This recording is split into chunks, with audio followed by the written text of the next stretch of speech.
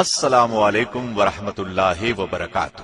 اس بار ہم پیش کر رہے ہیں اولاد النبی صلی اللہ علیہ وسلم۔ جی ہاں، ہمارے معاشرے میں ان گنت لوگ ایسے بھی ہوں گے جنہیں نبی صلی اللہ علیہ وسلم کی اولاد کے بارے میں مکمل معلومات نہیں ہیں۔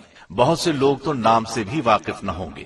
اور کیا یہ افسوس کا مقام نہیں کہ آپ کو رسول اللہ صلی اللہ علیہ وسلم کی اولاد کے بارے میں بھی معلومات مکمل نہ ہوں؟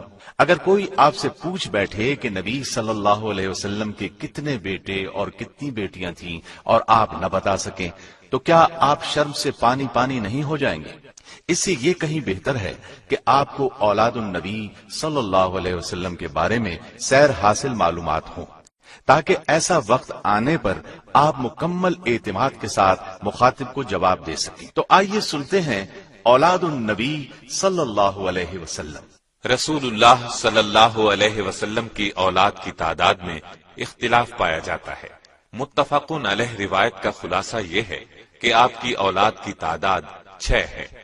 قاسم، ابراہیم، زینب، رقیہ، ام کلثوم اور فاطمہ رضی اللہ عنہم۔ لیکن معروف سیرت نگار ابن اسحاق نے 2 اور صاحبزادوں کا بھی نام لیا ہے، طاہر اور طیب۔ ایک قول یہ ہے کہ اعلان نبوت کے بعد آپ کے ہاں عبداللہ پیدا ہوئے، انہیں طیب و طاہر کا نام دیا گیا۔ لیکن ایک قول یہ ہے کہ طیب و طاہر عبداللہ کے علاوہ تھے۔ بعض سیرت نگاروں نے مطیب اور مطہر نامی 2 بیٹوں کا بھی ذکر کیا ہے۔ بہرحال اس بارے میں تمام اقوال کو جمع کرنے سے یہ معلوم ہوتا ہے کہ آپ کی اولاد کی تعداد 11 ہے، جن میں سے 7 صاحبزادے تھے اور 4 صاحبزادیاں تھیں۔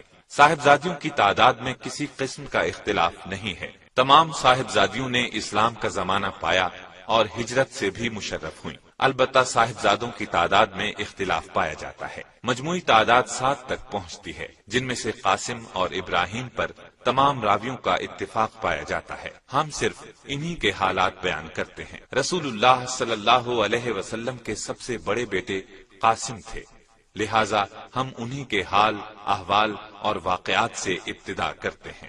اعلان نبوت سے پہلے نبی اکرم صلی اللہ علیہ وسلم نے سیدہ خدیجہ الکبریٰ رضی اللہ عنہا سے نکاح فرمایا۔ ان کے بطن سے سب سے پہلے آپ کے ہاں قاسم پیدا ہوئے، جو نبوت سے 11 برس پہلے پیدا ہوئے۔ انہی کے نام کی مناسبت سے آپ کی کنیت ابو القاسم تھی۔ آپ اس کنیت کو بہت پسند فرماتے تھے۔ صحابہ کرام رضی اللہ عنہم بھی عموماً آپ کو ابو القاسم ہی کہتے۔ ایک دن نبی صلی اللہ علیہ وسلم بازار سے گزر رہے تھے کہ پیچھے سے کسی نے یا ابو القاسم کہہ کر آواز دی۔ آپ نے مڑ کر دیکھا تو اس نے کہا، میں اس نام کے کسی اور شخص کو پکار رہا ہوں۔ تو نبی صلی اللہ علیہ وسلم نے فرمایا، کوئی ابو القاسم کنیت نہ رکھے۔ قاسم کے متعلق کہا جاتا ہے کہ یہ 2 سال زندہ رہے۔ ایک قول کے مطابق 1.5 سال اور ایک قول کے مطابق اتنے بڑے ہو گئے تھے کہ چلنا پھرنا سیکھ لیا تھا۔ جس طرح یہ آپ کے ہاں سب سے پہلے پیدا ہوئے، اسی طرح سب سے پہلے انتقال بھی انہی کا ہوا، یعنی اعلان نبوت سے 9 سال قبل وفات پائی۔ سیدہ خدیجہ رضی اللہ عنہا کے علاوہ صرف ماریہ قبطیہ رضی اللہ عنہا کے ہاں ایک بیٹا ابراہیم پیدا ہوا۔ ان کے علاوہ کسی اور زوجہ محترمہ کے ہاں آپ کی اولاد نہیں ہوئی۔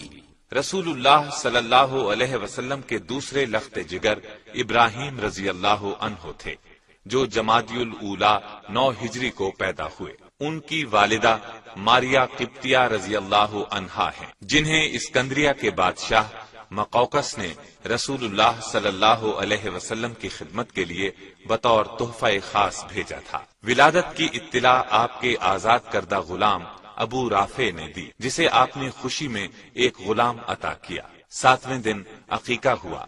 آپ نے سر کے بالوں کے برابر چاندی خیرات کی اور بچے کا نام اپنے جد اعلیٰ کے نام پر ابراہیم رکھا۔ دودھ پلانے کے لیے تمام انصار نے خواہش ظاہر کی، لیکن آپ نے ام سیف کے حوالے کیا اور اس کے معاوضے میں کھجور کے چند درخت دیے۔ ام سیف مدینے سے کچھ فاصلے پر رہتی تھیں۔ رسول اللہ صلی اللہ علیہ وسلم فرط محبت سے وہاں جاتے، ابراہیم کو گود میں لیتے، چومتے اور پیار کرتے۔ ام سیف کے خاوند لوہار تھے، اس لیے گھر دھوئیں سے بھرا رہتا تھا، لیکن آپ باوجود نظافت طبع گوارا فرماتے۔ इब्राहिम ने उम्मे सैफ ही के घर 29 शव्वाल 10 हिजरी को 17 या 18 माह की उम्र में इंतकाल किया। इन्ना लिल्लाहि व इन्ना इलैहि राजिऊन। नबी करीम सल्लल्लाहु अलैहि वसल्लम को इब्राहिम के बीमार होने की खबर हुई तो आप अब्दुर्रहमान बिन औफ के साथ तशरीफ लाए।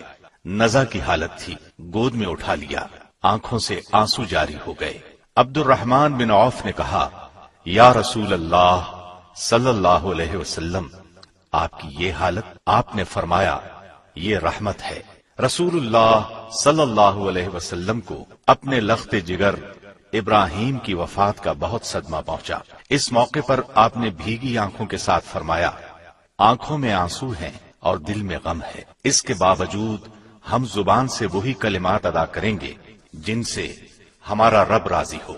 नीज आपने फरमाया, बेशक इब्राहिम के लिए जन्नत में 2 दूध पिलाने वालियां हैं जो उसकी रिज़ात मुकम्मल करेंगी। अहले अरब का ख्याल था कि जब कोई बड़ा शख्स मर जाता है तो सूरज और चांद में गहन लग जाता है। इत्तेफाक से जिस रोज इब्राहिम रज़ियल्लाहु अन्हु ने वफात पाई, सूरज में गहन लग गया। लोगों में मशहूर हो गया कि ये उनकी मौत का असर है। नबी सल्लल्लाहु अलैहि वसल्लम को मालूम हुआ तो आपने फरमाया, सूरज और चांद अल्लाह की निशानियों में से हैं, किसी की मौत और पैदाइश की वजह से उनमें गहन नहीं लगता।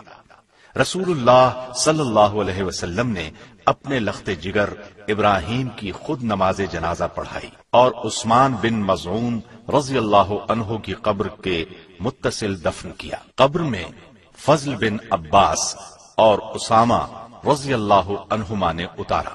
आप कब्र के किनारे पर खड़े थे।